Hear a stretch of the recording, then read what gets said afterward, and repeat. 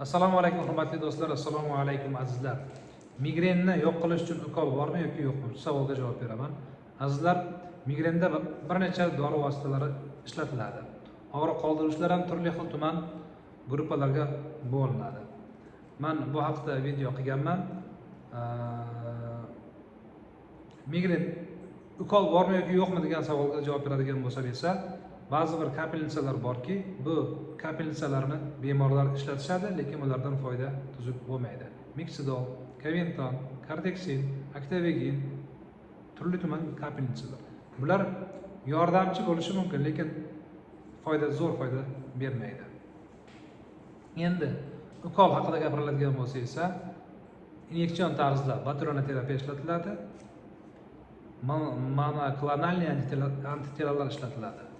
Bular esa o'ta qimmatdir. Ya'ni O'rta Osiyo sharoitida qimmat. Bir dona ukol bir necha million so'm, bir necha $100. Agarda o'ta boy bo'lsangiz, pulingiz ko'p bo'lsa, ya'ni iqtisodiy jihatdan bemalol bo'lsangiz, turli xil dorilar umuman foyda bermayotgan bo'lsa, triptanlar foyda bermayotgan bo'lsa, u yoki bu doktorga borib shu baturonoterapiya qilsangiz bo'ladi.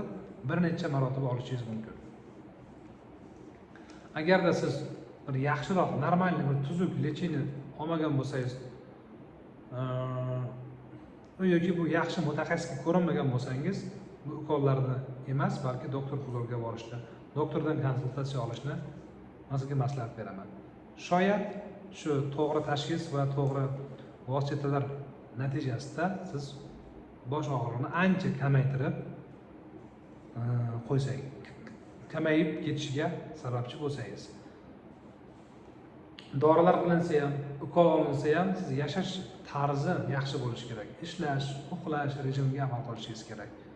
Kognitiv xulq-atvor psixoterapiyasi bilan ham shug'ullansangiz bo'ladi, ishlasangiz bo'ladi.